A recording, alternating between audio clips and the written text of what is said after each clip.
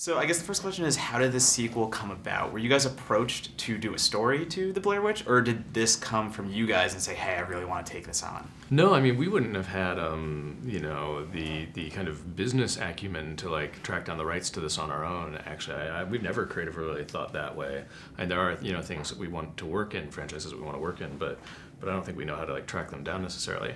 It was that Lionsgate, who was releasing Your Next, you know, they'd seen the first two VHS films, and they were kind of fans of what we did in those, I think, and they had the rights to the Blair Witch Project, and they'd been talking to Roy Lee and Steve Schneider about maybe doing something new with it, and so they kind of invited us to this top secret meeting, which was just the executives Jason Constantine and Anita Cowan and the two of us, and that's when they were kind of like, you know, we have Blair Witch, we're thinking of maybe doing another one, you know, you're the first filmmakers we've approached with this, you know, we have a kind of a story concept, and you know, would that interest you? And we were, you know, initially, like, I think pretty, I don't think there was much of a conversation. I mean, it was really like, yeah, I mean, absolutely, that's something that kind of is pretty creatively exciting.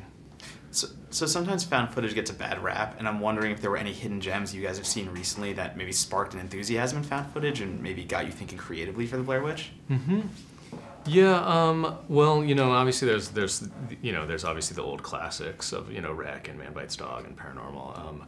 You know, there's a British film called Borderlands, which I saw, which actually kind of scared me at first because it was doing things that were similar to what I'd already scripted in some aspects, and that they're wearing like headgear with cameras on it.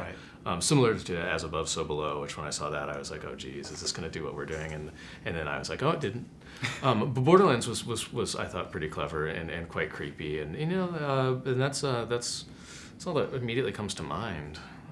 Yeah, I honestly haven't really seen too many that really blew me away. I mean, the last one that I really enjoyed was probably the first Paranormal Activity. You know, I mean, and to me, Paranormal Activity is the closest that you know, kind of successor of Blair Witch in a lot of ways that's come out since then, because it was the first one to kind of get the when it's dark again, you know, that's when the danger emerges format, you know, and whenever they came up with the idea of setting up that camera, you know, by the bed, that, you know, that where you know, all the suspenseful stuff happens, you know, every time you see that shot, your heart starts racing, you know. It was just a brilliant concept, and it's similar to Blair Witch in a way where, like, you know, you have all the documentary stuff during the day, and then at nighttime, you know, when it gets dark, it gets dangerous. And but yeah, I haven't been too terribly impressed with a lot of stuff, honestly. I mean, and I think that's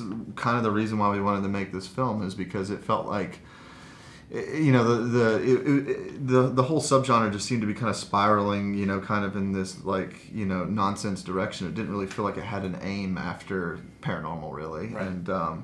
And maybe due to Paranormal, you know, and all the sequels and stuff, you know, that might have kind of confused it up a bit. But you know, but ultimately, you know, we felt like the best way to kind of, you know, move the subgenre forward is actually by going back to the original and, you know, touching base with the roots of the film that started it all, and, you know, kind of, you know, say, hey, what happens when the Blair Witch Project happens now? Like, what does that look like? And that's a fun kind of thing to approach, and it's an immediate, interesting starting point for us, you know, as filmmakers.